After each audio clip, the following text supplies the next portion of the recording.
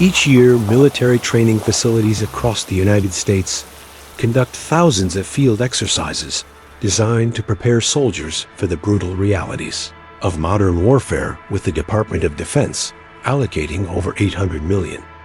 annually to ensure these simulations replicate actual combat conditions as closely as possible. The Battle of Gettysburg, fought from July 1st through July 3rd in 1863, remains the bloodiest battle ever fought on American soil, with approximately 51,000 soldiers killed, wounded, or missing in just 72 hours of unrelenting carnage that transformed the rolling Pennsylvania farmland into a literal graveyard stretching across 25 square miles. For a brief period during September of 1944, as Allied forces prepared for the final push into Nazi-occupied Europe, the 28th Infantry Division of the Pennsylvania National Guard was ordered to conduct intensive tactical training exercises on the actual Gettysburg battlefield, chosen specifically because its terrain of open-field stone walls and elevated positions closely resembled the French countryside they would soon be fighting through. What these battle-hardened soldiers encountered during those autumn nights would force the United States Army to permanently classify an entire section of America's most sacred battlefield, erasing from official records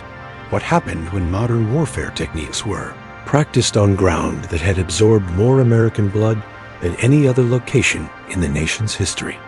But what exactly emerged from soil that had been saturated with the death of 51,000 men? And why did the Army immediately deploy engineering battalions to excavate and remove thousands of tons of earth from specific locations across the battlefield, burying it in unmarked sites that remain classified to this day? The Gettysburg battlefield encompasses roughly 25 square miles of undulating Pennsylvania farmland characterized by dense hardwood forests, open wheat fields that had been harvested by the time of the 1863 battle, steep ridges like Cemetery Hill and Little Round Top that rise abruptly from the surrounding lowlands, and countless stone walls constructed by farmers decades before the war that would later serve as deadly firing positions for thousands of entrenched soldiers.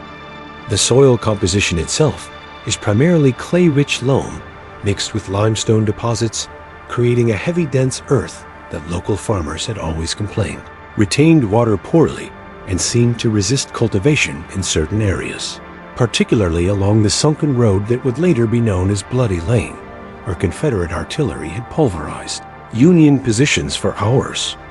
The climate in early September remains warm during daylight hours, but drops dramatically after sunset, creating thick ground fog that settles into the valleys and low areas each night, reducing visibility to less than 20 feet and carrying with it the perpetual smell of turned earth and something else that locals had long since learned to ignore: a faint metallic tongue mixed with an organic decay that seemed to emanate from specific patches of ground that remained bare even decades after the battle. It is perhaps unsurprising, then, that this landscape, which had absorbed the blood of 51,000 casualties in a space smaller than most modern American cities, where every square yard of earth had been walked upon by dying men and soaked with bodily fluids from thousands of wounded soldiers who bled out slowly over days, had developed a reputation among the local Pennsylvania Dutch communities as cursed ground that should never be disturbed after dark. Long before the Civil War transformed these peaceful farmlands into America's bloodiest battlefield, the Susquehannock, Native American tribes who had inhabited the region for centuries before European colonization, had specific prohibitions against camping or burying their dead in certain areas around what would later become Gettysburg, referring to these locations in their language as Asin Ink, which loosely translates to the ground that keeps, or earth that does not release. Moravian missionaries who arrived in Pennsylvania during the 1740s documented in their journals, now preserved in the Bethlehem Historical Society archives, accounts from converted Susquehannock Christians who described how warriors who died in battle on specific hills and ridges would sometimes be seen by their brothers still fighting days or even weeks after their deaths, as if the earth itself refused to accept their passing and kept them suspended between life and death. One particularly detailed account from Moravian brother Johann Christoph Pelias stated, August 1752 describes how a small war party of Susquehannock hunters pursuing Delaware raiders through the area that would later become the wheat field simply vanished during the night, with only their weapons found scattered across a section of ground that the surviving tribesmen refused to approach, claiming they could hear their lost brothers still calling out from beneath the soil, even as they watched from a distance. These pre-colonial accounts, dismissed by early American settlers as superstitious nonsense, would take on a disturbing new relevance after July 1863, when thousands of soldiers would die on the exact same ground that indigenous peoples had avoided for generations.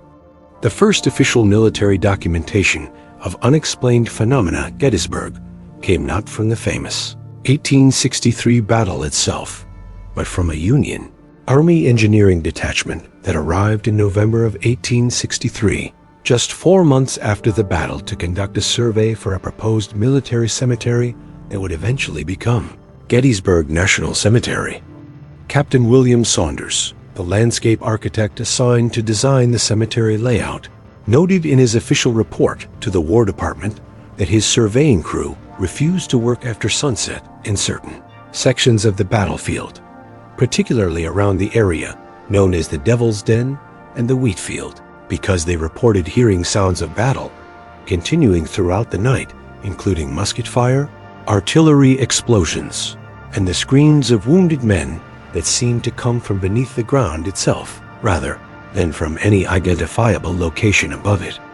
More disturbingly, Saunders documented that 3 separate members of his surveying team simply vanished during night surveys, with 2 of them eventually found the following morning partially buried in shallow depressions that appeared to have been dug from beneath, their bodies positioned as if they had been pulled downward into the earth with such force that their uniforms had been stripped away by friction against the soil. The War Department quietly reassigned Saunders to a desk position in Washington, D.C. immediately after receiving his full unedited report, which was classified and sealed until a heavily redacted version was released in 1932, with all references to missing personnel and unexplained phenomena completely removed. Similar encounters were reported by Confederate veterans who returned to the battlefield in the 1880s and 1890s for reunion events, with at least 7 documented cases of elderly former soldiers who wandered away from their camps at night and were discovered at dawn standing motionless in specific locations, unresponsive to questions, their hands blackened with soil as if they had been digging, mumbling about needing to finish the charge or hold the line, despite being 70 years old and decades removed from combat.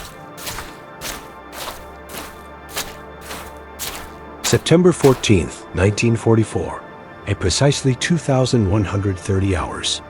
Captain Vincent Kowalski, a 32-year-old infantry officer from Pittsburgh who had earned his battlefield commission during the brutal Italian campaign at Monte Cassino and carried the nickname Vinny the Vulture for his uncanny ability to spot enemy positions before they spotted him, stood at the southern edge of the wheatfield sector reviewing tactical maps by flashlight,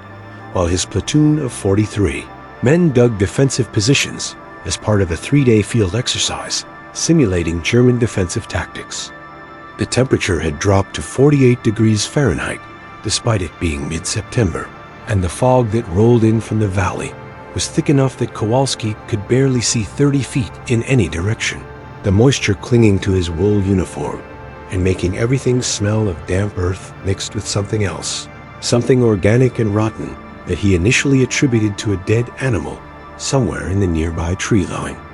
Sergeant Dale Hutchins, a broad-shouldered farm boy from Lancaster County, who knew this battlefield intimately from childhood, visits and served as Kowalski's second-in-command, approached with Private First Class Eugene Ashford, a baby-faced 19-year-old from Philadelphia, on his first field exercise, who was complaining that his entrenching tool kept hitting something solid about 2 feet down no matter where he tried to dig.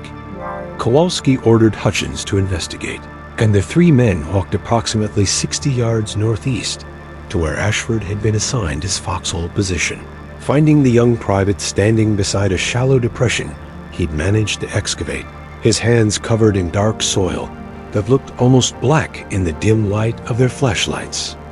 What caught Kowalski's attention immediately was not the incomplete foxhole, but the smell emanating from it, a thick coppery stench mixed with burnt powder that reminded him intensely of freshly opened mass graves he'd encountered in Italy. And when he knelt down to examine what Ashford's entrenching tool had struck, his flashlight beam illuminated not rocks or tree roots, but what appeared to be fragments of bone mixed with rusted metal that could have been buttons or belt buckles. And the soil itself seemed unnaturally warm to the touch, despite the cold night air surrounding them. Within minutes of Kowalski's discovery, Corporal Robert Sheffield, the unit's communications specialist, known as Bobby Wires for his technical expertise, reported that his radio had suddenly filled with static mixed with what sounded like voices speaking in overlapping cadences, some with thick southern accents, and others with clipped northern pronunciations, all of them shouting military commands that made no sense in 1944 context, like "fix bayonets" and "hold against their cavalry," which Sheffield initially assumed was some kind of interference from a nearby civilian radio station broadcasting a historical drama. Hutchins, who had been kneeling beside the excavation, examining the bone fragments, suddenly jerked his hand back and swore loudly, stating that the soil had moved beneath his fingers, not shifted the way loose earth moves, but actually rippled like liquid, despite maintaining its solid appearance. And when Kowalski directed his flashlight into the hole again, they could all see that it had somehow deepened by at least 6 inches in the 30 seconds since they'd last looked at it, the edges of the depression appearing to have collapsed inward, as if something below had pulled the earth down from beneath. The temperature around the immediate area had dropped noticeably, their breath now clearly visible in white clouds, despite it being nearly 50 degrees just moments before. And multiple soldiers from across the wheat field position began shouting that their foxholes were exhibiting the same bizarre behavior, the ground seeming to resist their digging at first, but then suddenly giving way and collapsing into depths that shouldn't be possible given the relatively shallow excavations they'd been attempting.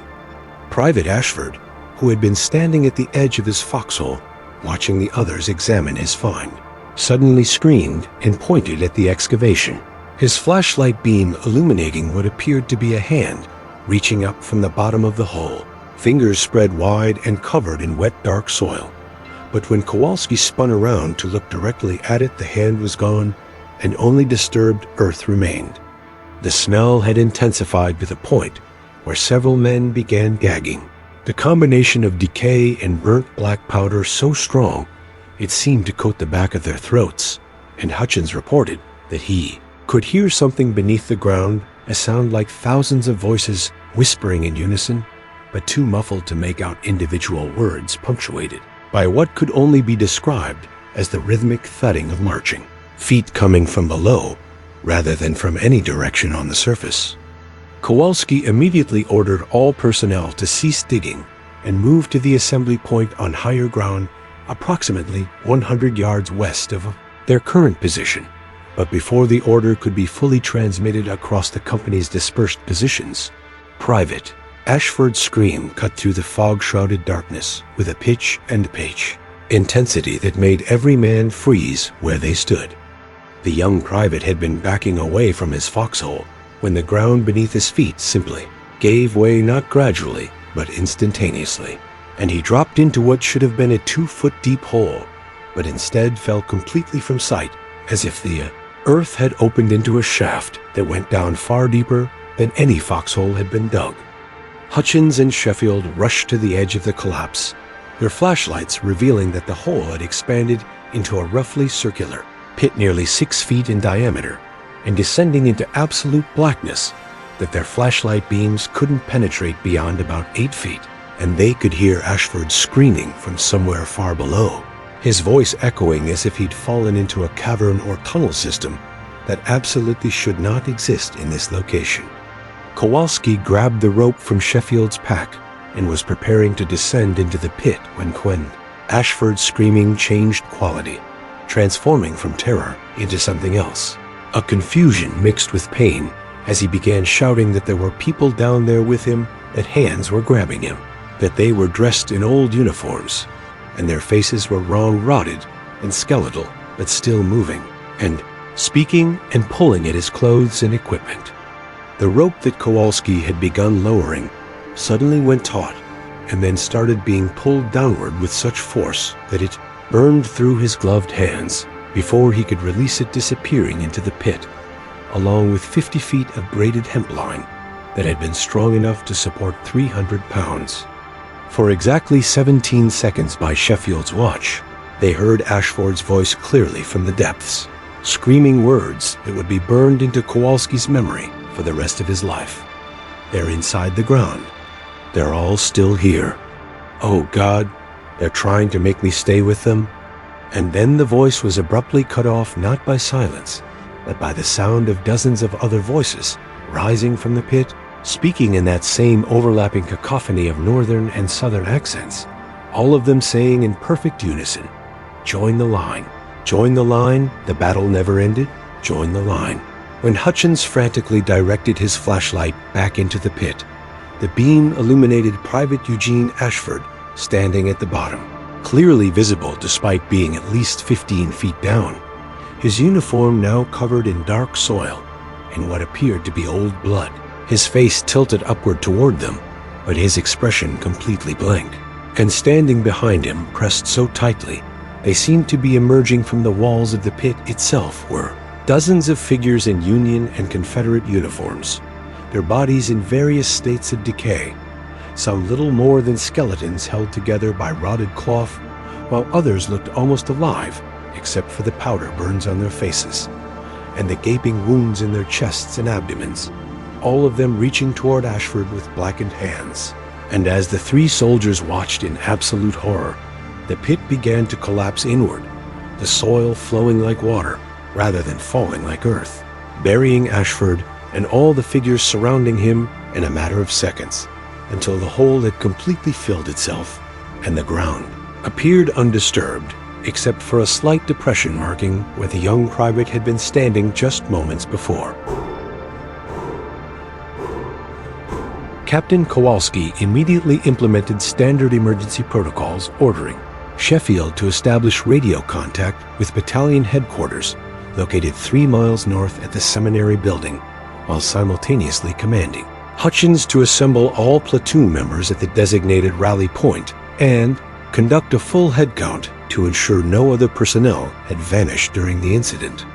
Sheffield's attempts to raise headquarters proved frustratingly futile, as every frequency on his -300 Seychelles rupees radio produced nothing but that same unsettling static mixed with fragments of voices speaking in antiquated military terminology, occasionally breaking through with phrases like Longstreet's corps is advancing and ammunition running critically low that made no sense in the way context of a 1944 training exercise. And even more disturbing was the fact that his backup radio, a brand new unit that had been functioning perfectly just hours earlier, produced identical results despite operating on completely different frequencies.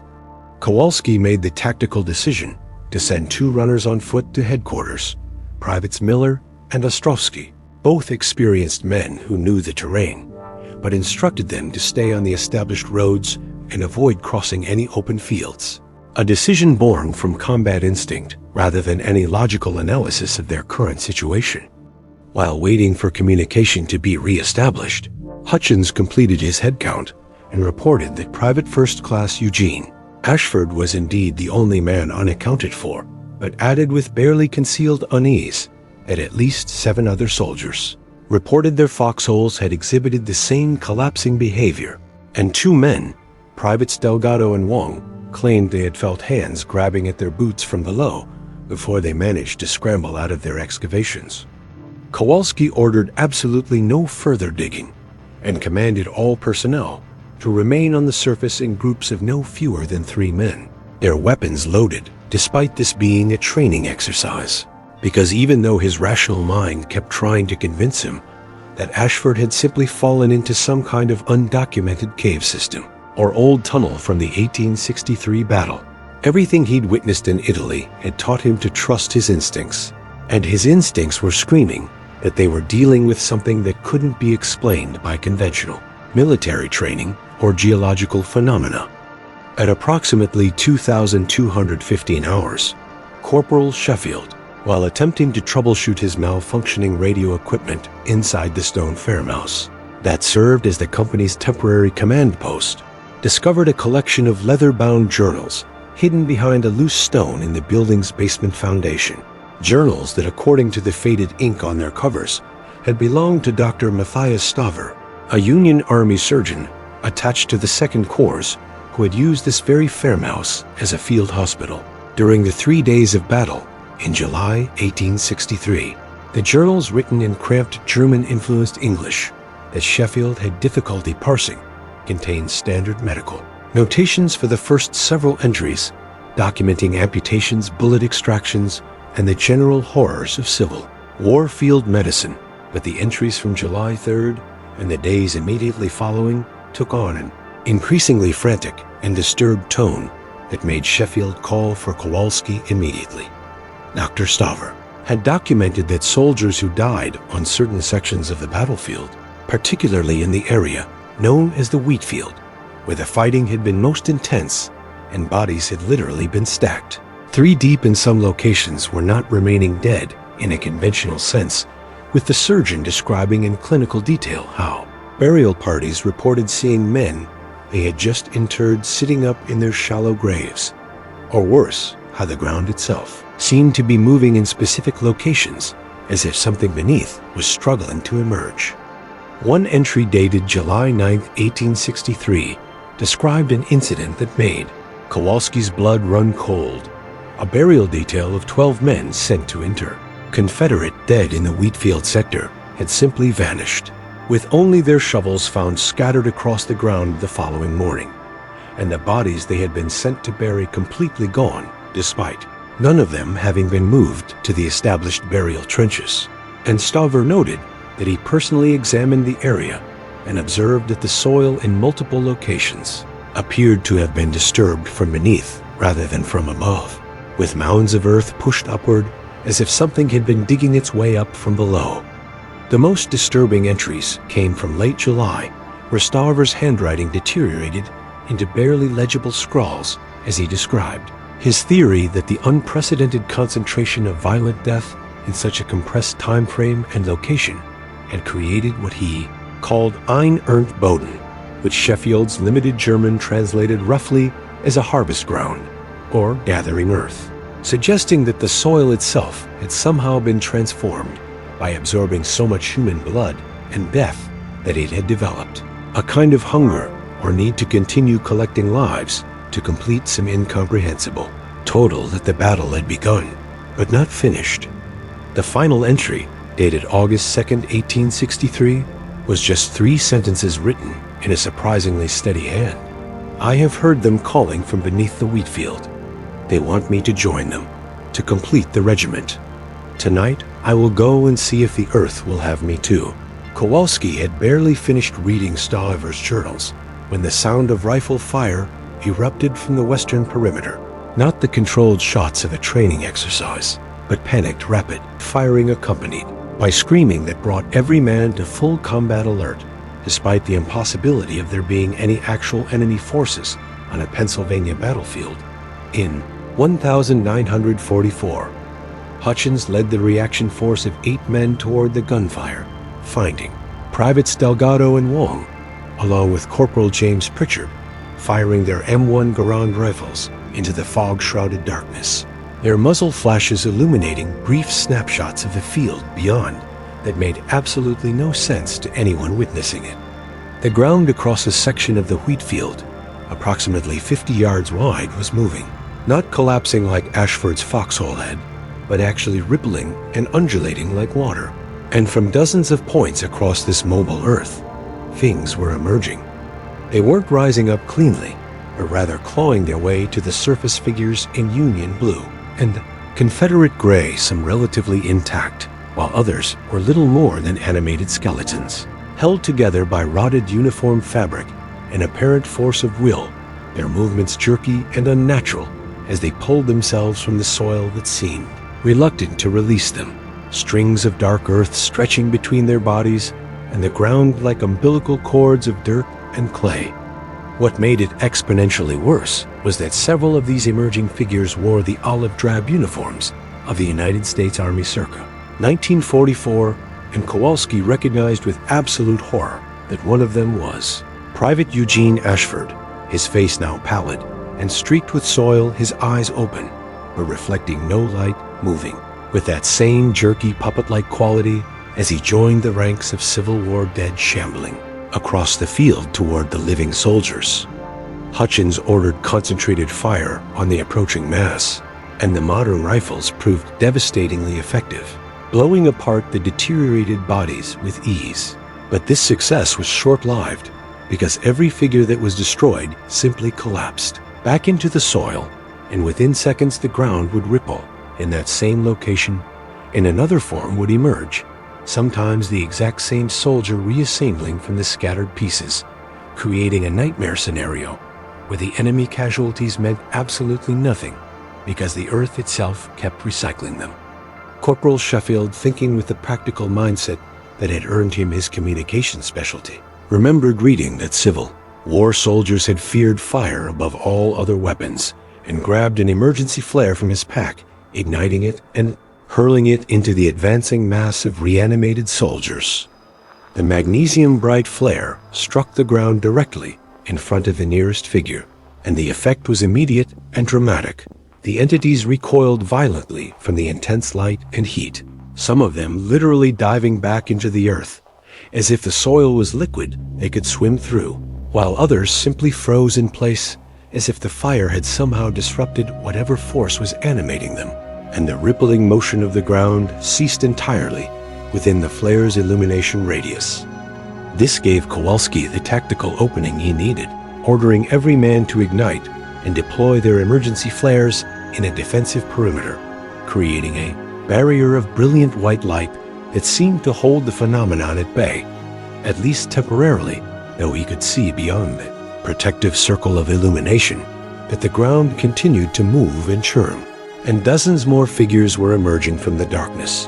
And worst of all, he could hear them speaking now, not individual voices, but that same synchronized chorus of Union and Confederate accents, all saying the same words over and over. The line must be completed, the harvest must be finished, join us in the ground where the battle never ends, where we march forever in the earth that keeps us.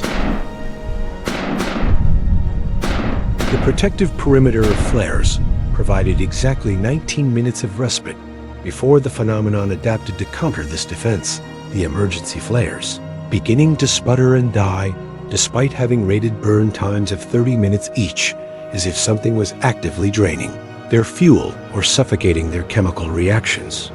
As the brilliant white light dimmed to orange and then red before extinguishing completely, Kowalski watched with mounting dread as the entity-filled darkness pressed inward from all sides. But what emerged from beyond the dying flare line was exponentially worse than what they'd faced before.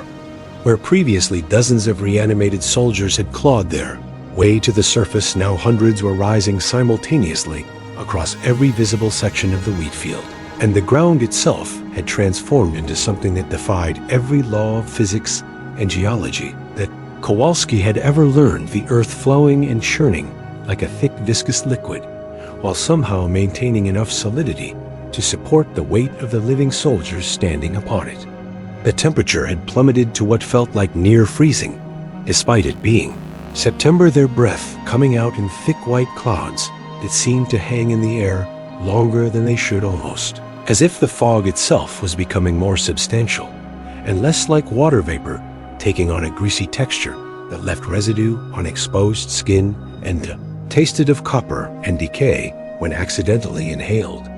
Most disturbing of all was the sky above them, which had been overcast but recognizably normal just an hour earlier. now appeared wrong in ways that Kowalski's mind struggled to process. The clouds moving in geometric patterns that clouds should not be capable of forming, swirling into shapes that resembled regimental formations seen from above. And through gaps in this impossible cloud cover, the stars visible beyond were in completely unfamiliar configurations, constellations that Kowalski didn't recognize, despite having used celestial navigation during night operations in Italy.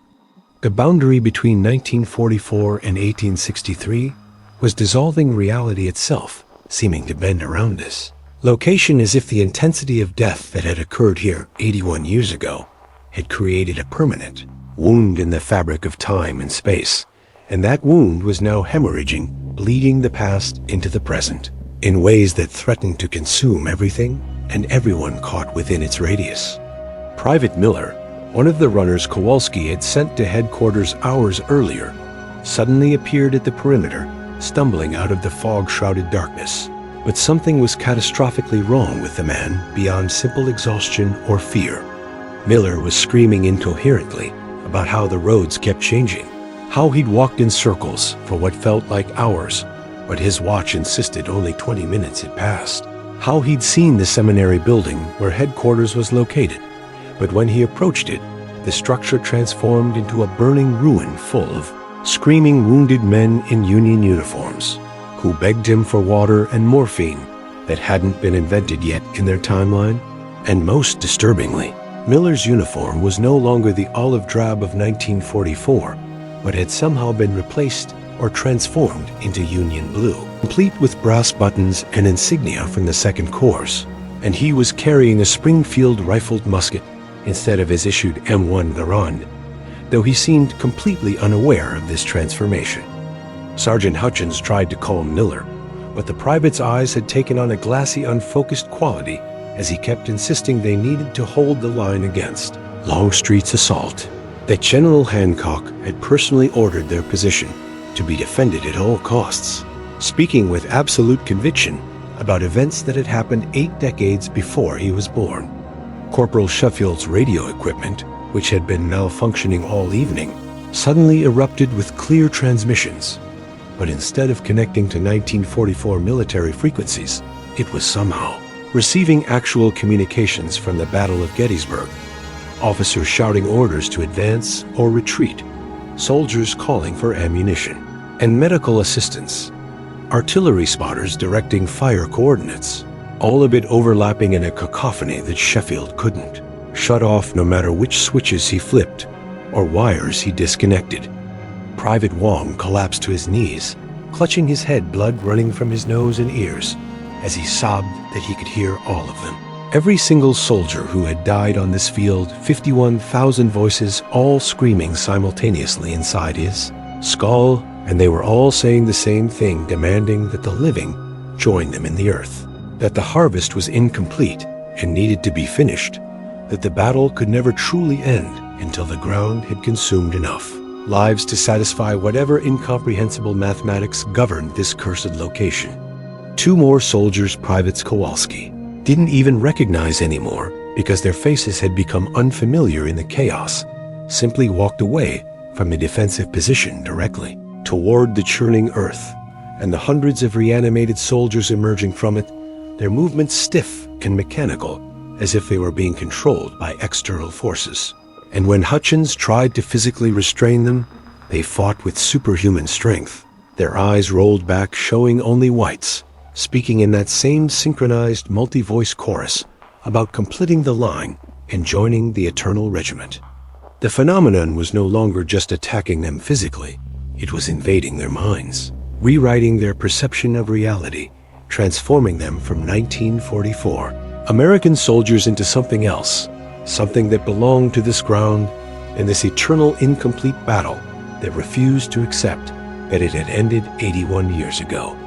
By 2,340 hours, Kowalski's defensive position had been compressed into a circle, barely 20 yards in diameter, with the churning earth pressing inward from all sides, and hundreds of reanimated soldiers forming an ever-tightening noose around the 37 remaining living men under his command. 6 soldiers, having been lost to the phenomenon, through various means over the past hours. The ground beneath their feet was becoming unstable, no longer reliably solid, occasionally rippling or giving way slightly, as if they were standing on the surface of something much deeper and more liquid than simple. Pennsylvania's soil, and Kowalski could feel through the soles of his boots what might have been movement far below. Vast masses shifting in the earth as if the entire battlefield was hollow underneath and filled with something that was preparing to rise. Sheffield was no longer attempting to operate his radio, but instead sat catatonic with the headset still pressed to his ears, tears streaming down his face as he whispered fragments of conversations from soldiers who had been dead for 8 decades. And when Hutchins tried to remove the headset, Sheffield grabbed his wrist with enough, forced to leave bruises, and hissed that he couldn't stop listening. Because if he stopped listening, they would know he was trying to ignore them, and they would be angry. The reanimated soldiers had stopped advancing, and now simply stood motionless in their hundreds, forming concentric rings around the living men. And this stillness was somehow more terrifying than their previous shambling approach, because Kowalski could see them all, turning their heads in perfect unison to track the movement of any living soldier who shifted position, their movements synchronized with a precision that no group of individuals should be capable of achieving, proving beyond any doubt that these were not separate entities, but rather appendages of a single vast consciousness that wore the bodies of the dead like a farmer might wear different tools for different tasks. The temperature had dropped so low that frost was forming on their uniforms and weapons despite it being mid-September, and their breath was coming out in clouds so thick it was becoming difficult to see more than a few feet in any direction. The fog or breath or whatever this substance actually was growing more opaque and substantial with each passing minute, and Kowalski realized with creeping horror that it was becoming harder to breathe, as if the air itself was being slowly replaced with something that human lungs were not designed to process. Private Delgado suddenly screamed and pointed upward at the sky, and when Kowalski looked up, he saw that the impossible cloud formations had organized themselves into a perfect overhead view of the Gettysburg battlefield, with Union positions on one side and Confederate positions on the other, and tiny points of light that might have been stars were moving across this celestial map in patterns that represented troop movements, artillery barrages, cavalry charges, the entire 3-day battle being reenacted in the sky above them in compressed time. And as they watched in stunned horror, the pattern accelerated the battle, playing out faster and faster until it became a blur of moving lights, and then it simply froze with both sides locked in eternal stalemate, neither advancing nor retreating, suspended forever in the moment of maximum carnage when the most soldiers were dying simultaneously. The reanimated soldiers surrounding them opened their mouths in perfect synchronization, and from hundreds of rotted throats came a sound that was not screaming or speaking, but something in between, a sustained tone that vibrated in Kowalski's chest and made his teeth ache and seemed to resonate with the frequency of the churning earth beneath them. And he understood with absolute clarity that this was not an attack or a threat, but rather an invitation. The entity or entities or whatever vast consciousness inhabited this harvest ground was calling to them, asking them in its own incomprehensible way to stop resisting and simply accept that they now belonged to this place, that they would join the eternal regiment and march forever in the earth that keeps. And Kowalski felt the compulsion pulling at him like physical hooks embedded in his chest, the desire to simply stop fighting and walk forward into those waiting ranks of the dead and let the ground swallow him, and finally end this terror by accepting his place in the incomplete harvest. At precisely 2,347 hours, the synchronized tone emanating from hundreds of reanimated throats was abruptly drowned out by a sound that Kowalski's combat-trained mind recognized immediately, the approaching roar of multiple aircraft engines. And seconds later, the fog-shrouded sky above the wheat field was illuminated by parachute. Flares dropped from what he would later learn were 3 P-47 Thunderbolt fighters that had been scrambled from Harrisburg Army Airfield after the 2 runners he'd sent to headquarters had finally reached their destination and reported that an entire company had gone radio silent in circumstances that triggered every possible alarm up the chain of command. The brilliant magnesium flares, far more powerful than the handheld emergency flares his men had deployed earlier, created zones of intense white light that covered nearly half the battlefield, and the effect on the phenomenon was immediate and catastrophic to its coherence. The reanimated soldiers recoiling violently, as if the light was physically painful, many of them collapsing back into the churning earth, while others simply froze mid-movement and began to visibly deteriorate, their already decayed flesh sloughing off bones and their uniforms disintegrating into fragments that were absorbed back into the soil within seconds. The ground itself responded to the aerial illumination with what could only be described as rage or pain, the rippling earth-water surface becoming violently turbulent, great fountains of dark soil erupting upward in geysers that reached 15 or 20 feet into the air before raining back down. And from somewhere deep beneath the battlefield came a sound that Kowalski felt more than heard, a subsonic rumble that shook his internal organs and made his vision blur. The scream of something vast and ancient that had been disturbed in its feeding and was not pleased about this interruption. Within 90 seconds of the first flares igniting, convoy headlights appeared on the northern access road, and Kowalski watched through streaming tears of relief as at least 30 military vehicles, including troop transports, jeeps, and 2 M4 Sherman tanks rolled onto the battlefield with their searchlights blazing, converging on his position from multiple directions and creating an interlocking network of light that pushed back the darkness and the phenomenon that lived within it. The reanimated soldiers, faced with this overwhelming illumination and the arrival of hundreds of fresh troops, began a retreat that was unlike anything Kowalski had witnessed in combat. The figures not running or walking, but rather sinking vertically into the earth, as if the ground was pulling them back down, their bodies dissolving into soil and disappearing from sight. And within 5 minutes of the relief force's arrival, the wheat field appeared completely normal, except for the 37 traumatized soldiers huddled in their defensive position, several of whom were weeping openly or staring catatonically at nothing. And Corporal Sheffield, who had finally removed his radio headset and was rocking back and forth repeating, "They're still down there. They're still down there." They never left, they just went back to sleep, over and over in a monotone that suggested his mind had taken severe damage from whatever he'd experienced through those cursed transmissions. Lieutenant Colonel Frank Delaney, a career intelligence officer from the War Department's newly formed Psychological Warfare Division, who arrived on site within 3 hours of the phenomenon's retreat, took one look at the wheat field in the harsh illumination of portable floodlights that had been erected around the perimeter and immediately ordered the entire area cordoned off with armed guards, and declared it off limits under authority that Kowalski noted did not come from normal military channels, but rather from some civilian agency whose credentials Delaney flashed too quickly for anyone to read properly.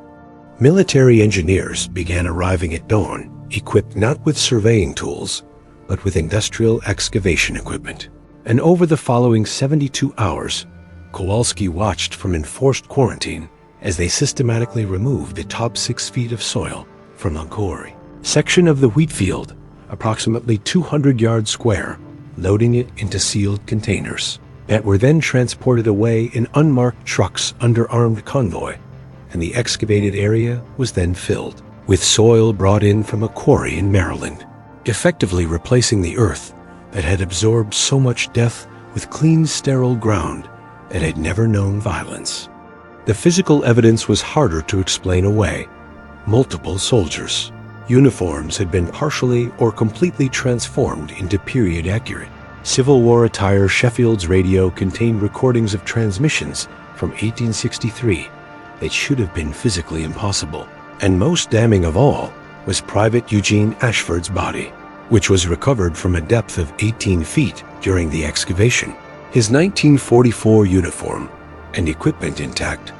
but his body positioned in a mass grave alongside 17 Union soldiers whose remains dated conclusively to July 1863. The soil strata proving that Ashford had somehow been placed in that grave 81 years before he was born. Delaney's solution to this evidence was brutally efficient. All transformed uniforms were incinerated. Sheffield's radio was confiscated, and he was immediately transferred to a psychiatric facility in End, upstate New York, where he would spend the next 6 years under observation, and Ashford's body was quietly buried in a military cemetery in Philadelphia, with a death certificate listing training accident, fall from height as cause of death, despite the impossibility of reconciling this with the actual circumstances. The 36 surviving soldiers, including Kowalski and Hutchins, were separated immediately and interviewed individually by teams of officers who made it abundantly clear that their military careers, their veterans' benefits, and potentially their freedom depended entirely on their willingness to accept the official narrative that they had experienced a combination of equipment malfunctions, bad weather, and group hallucination brought on by stress and possibly contaminated rations. Each man was required to sign documents under the Espionage Act of 1917, swearing never to discuss the events of September 14, 1944, with anyone, including family members, fellow soldiers, or therapists, under penalty of court-martial and federal imprisonment, and within a week all 36 had been reassigned to different units in different theaters, deliberately scattered across the entire United States military structure to ensure they would never be in contact with each other again. Kowalski himself was transferred to a training command position in Arizona, as far from Gettysburg as the Army could send him while keeping him stateside. But before he left Pennsylvania, he managed one final unauthorized visit to the wheat field at night, standing at the edge of the cordoned excavation site. And even with the contaminated soil removed and replaced, he could still feel it, that sense of vast patient hunger waiting just beneath the surface. And he understood with chilling clarity that they hadn't destroyed the phenomenon. They had merely contained it temporarily, buried it under new earth and bright lights and official denials. But the harvest ground remained,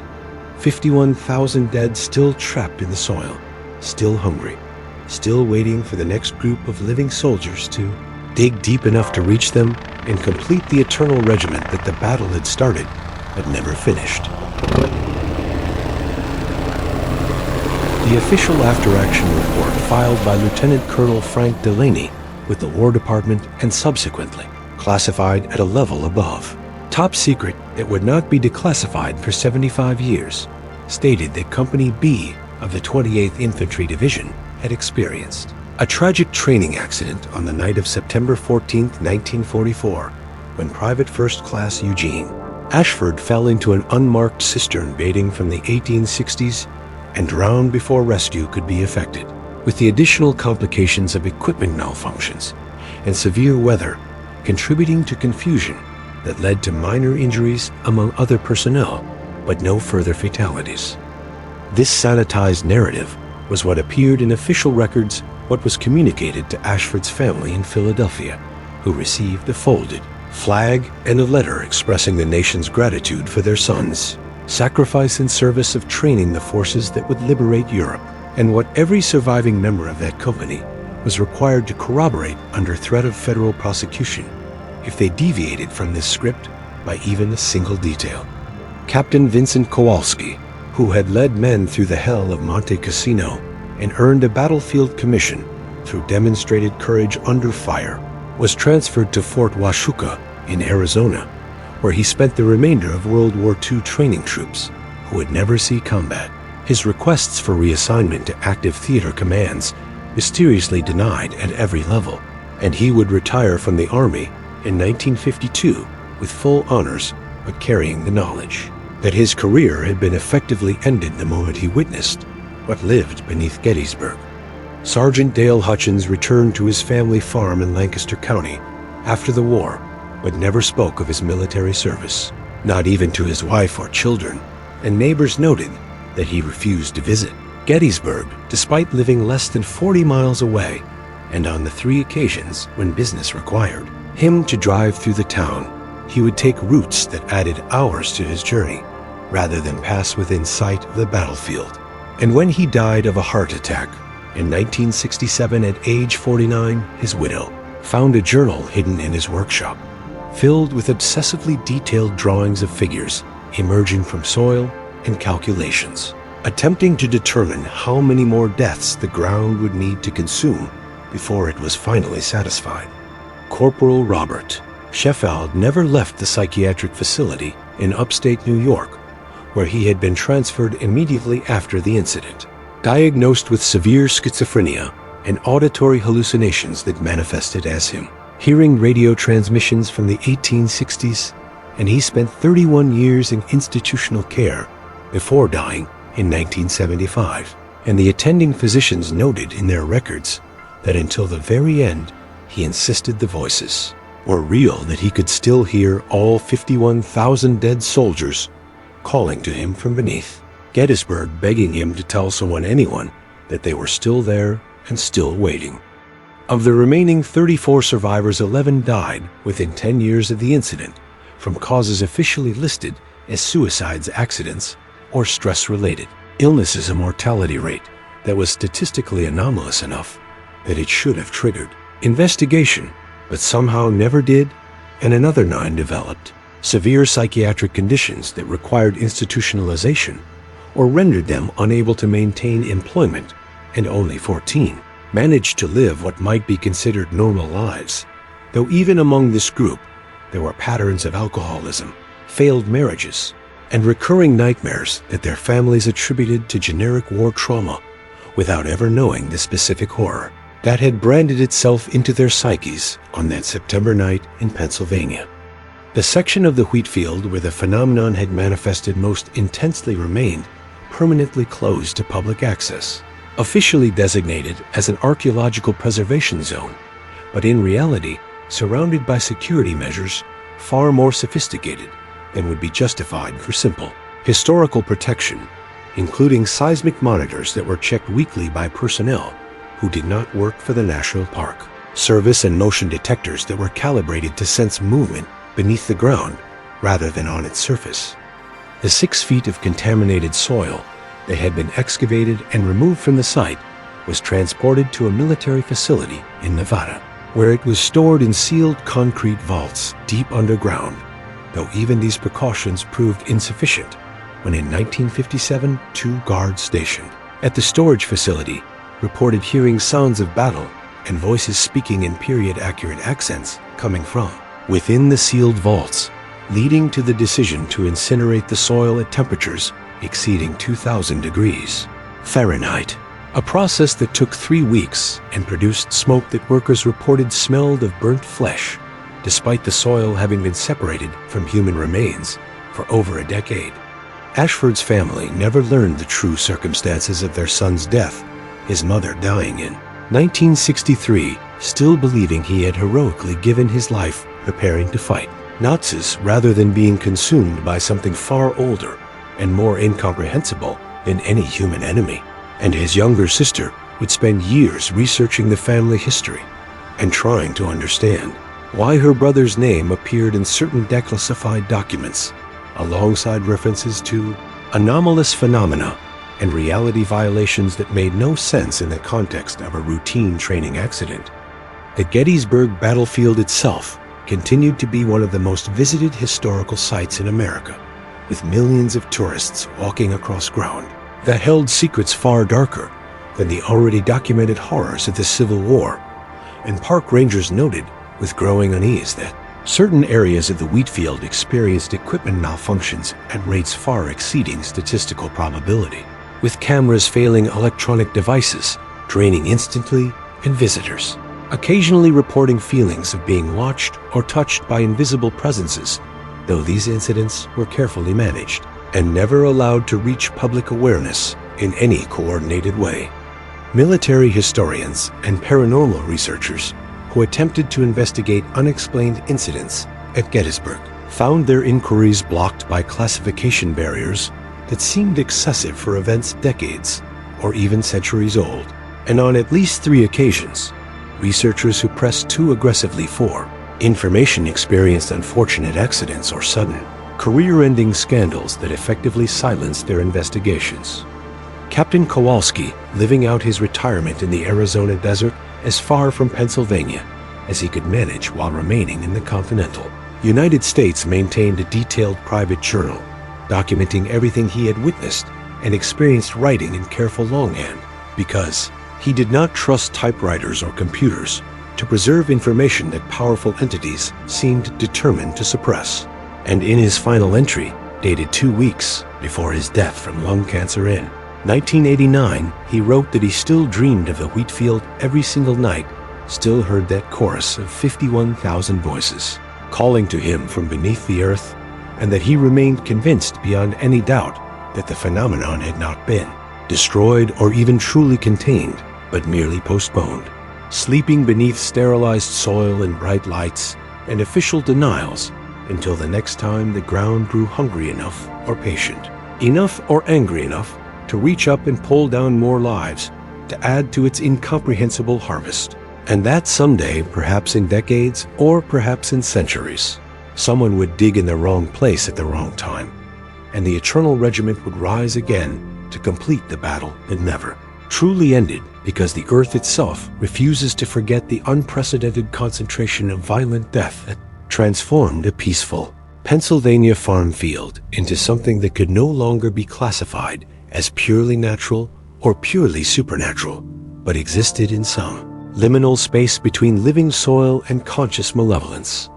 The wheat field at Gettysburg remains open to visitors during daylight hours, the replaced soil now covered in grass that grows in patterns that from certain angles seem to resemble regimental formations. And if you stand there at dusk, when the tour groups have departed and the park rangers have retreated to their stations, and if you press your ear to the ground and listen carefully, some claim you can still hear them marching down there in the darkness beneath your feet.